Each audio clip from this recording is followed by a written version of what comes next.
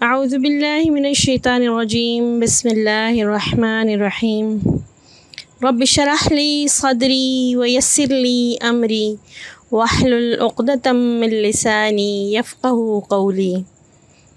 قرآنی جغرافیہ کی کلاس میں خوش آمدید۔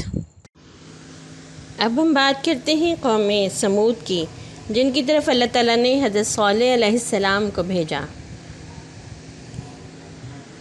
یہ وہ لوگ تھے جو حضرت ہود علیہ السلام کے ساتھ بچ گئے تھے اور جب قوم عاد ساری تباہ ہو گئی، اور یہ نسل جو حضرت ہود کے ساتھ ایک بستی میں جنہوں نے پناہ لی اور اللہ تعالیٰ نے ان کی حفاظت فرمائی، کیونکہ یہ فرما بردار لوگ تھے، یہ نسل عاد اخری یا عاد ثانیہ کہلائی۔ اسی کو ہم قوم سمود بھی کہتے ہیں۔ قوم سمود کی آبادیاں الحجر میں تھیں، حجاز اور اردن کے درمیان وادی قرا تک جو میدان ہے، یہ قوم سمود کا ٹھکانہ ہے۔ یہ شمال مشرق میں تیمہ سے لے کر سعودی ساحلی شہر الوجہ تک چلا گیا ہے۔ اس کے وسط میں الدار الاحمر اور مدائن صالح کے مقامات ہیں۔ مدائن صالح کے مقامات کو ہی الحجر بھی کہتے ہیں۔ اس کے جنوب میں العلا ہے۔ آج کل دیار سمود کو فج الناقہ کہا جاتا ہے۔ یہاں پر سمود کی بستیوں کے کھنڈر اور آثار ملتے ہیں۔ 6000 سال پہلے قوم سمود یہاں آباد تھی۔ یہ خیبر سے تقریباً 115 میل شمال مغرب میں واقع ہے۔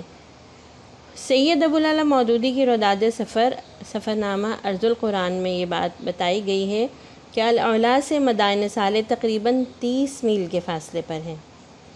یہاں پر بلند اور پھٹے ہوئے پہاڑوں کی تعداد بہت زیادہ ہے۔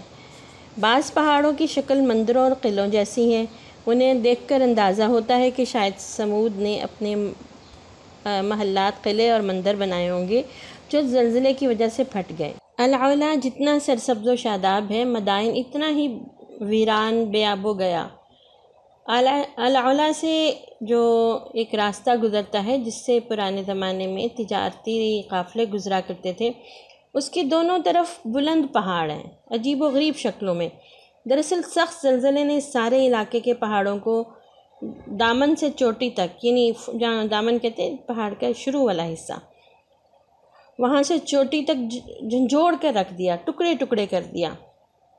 رابغ سے عقبہ تک اور مدینہ، خیبر سے تیمہ اور تبوک تک سارا علاقہ سمود کے ان آثار سے بھرا ہوا ہے۔ جنوب میں خیبر تک اور شمال میں اردن کے اندر تک 50 کلومیٹر تک ٹکڑے ٹکڑے قاش پہاڑ پائے جاتے ہیں۔ یعنی جو اس زمانے میں زبردست زلزلہ آیا تھا، اس نے تقریباً 500 کلومیٹر لمبے اور 150 کلومیٹر چوڑے علاقے کو اپنی لپیٹ میں لیا تھا۔ الحجر کے باشندے چٹانیں کاٹ کاٹ کر ان میں گھر بنانے کے غالباً موجد تھے۔ یعنی پہلی دفعہ ہی یہ اسکل تاریخ میں ان کے حصے میں آئی تھی۔ اس بات کا ذکر اللہ تعالیٰ نے قرآن پاک میں سورہ الحجر میں بھی کیا ہے۔ بسم اللہ الرحمن الرحیم وَلَقَدْ كَذَّبَ أَصْحَابُ الْحِجْرِ الْمُرْسَلِينَ، اور بے شک ہجر والوں نے رسولوں کو جھٹلایا تھا۔ وَآتَيْنَاهُمْ آيَاتِنَا فَكَانُوا عَنْهَا مُعْرِضِينَ، اور ہم نے انہیں اپنی نشانیاں بھی دی تھیں لیکن وہ ان کو نظر انداز کرتے تھے۔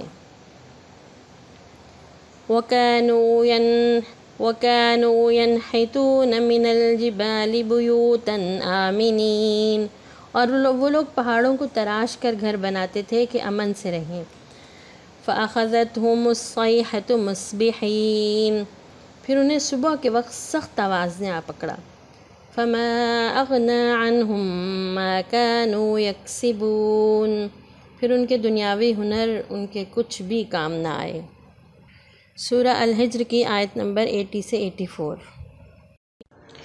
قوم سمود کے آثار کو دیکھ کے اندازہ لگایا جا سکتا ہے کہ کسی وقت اس شہر کی آبادی 4-5 لاکھ سے کم نہیں ہوگی۔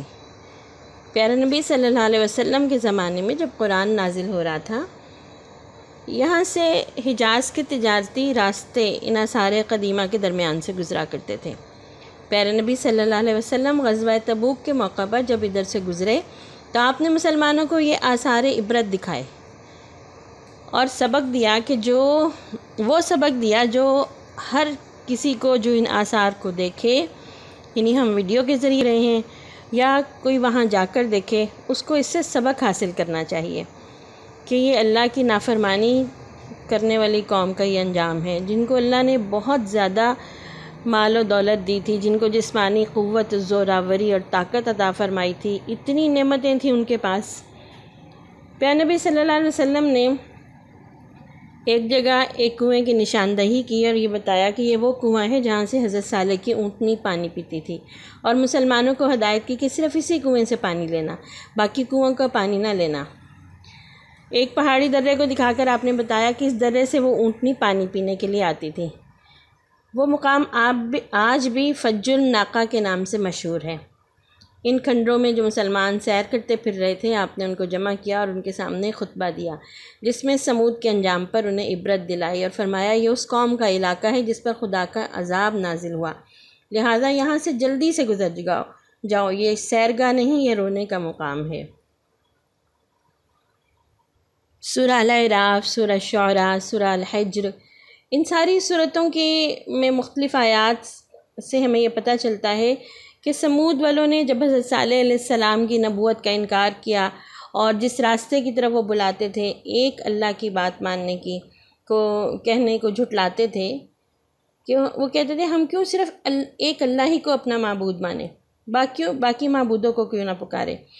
وہ صاف صاف حضرت صالح کو انکار کرتے تھے، حتیٰ کہ یہاں تک ان کا مذاق اڑاتے تھے کہ ہم تو آپ کو اللہ کا رسول ہی نہیں سمجھتے۔ اور انہوں نے حضرت صالح سے مطالبہ کیا ایک نشانی کا، کہ اگر آپ ہمیں کوئی نشانی، کوئی معجزہ دکھائیں تو ہم مان جائیں کہ آپ اللہ کی طرف سے نبی ہیں۔ ان کے اس سوال کے جواب میں حضرت صالح علیہ السلام نے اونٹنی کو پیش کیا۔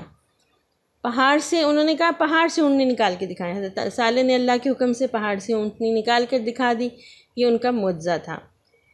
یہ بات قطعی طور پر ثابت ہے کہ اونٹنی کا ظہور معجزے کے طور پر ہوا تھا، جیسے اور بھی نبیوں کو بہت سارے معجزے ملے، اور جب معجزے کا انکار جو قوم معجزے کا انکار کرتی ہے اس کو تو اللہ کا عذاب پکڑ لیتا ہے۔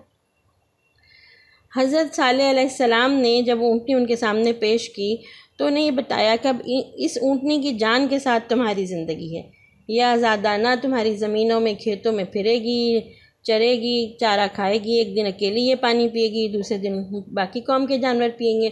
اگر تم نے اسے بری نیت سے ہاتھ لگایا تو تم پر اللہ کا عذاب ٹوٹ پڑے گا۔ ظاہر ہے اس شان کے ساتھ وہی چیز پیش کی جا سکتی ہے جو غیر معمولی اور لوگوں نے اپنی آنکھوں سے دیکھ لیا۔ کافی مدت تک وہ اونٹنی آزادانہ پھرتی رہی، ایک دن وہ سارا پانی پی جاتی اور دوسرے دن باقی جانور پانی پیتے۔ اب انہوں نے بڑی مشکل سے، بڑی ناگواری سے اس بات کو برداشت کیا، پھر آخر بہت جب تنگ ہوئے تو انہوں نے بڑے مشوروں اور سازشوں کے بعد اس اونٹنی کو قتل کر دیا۔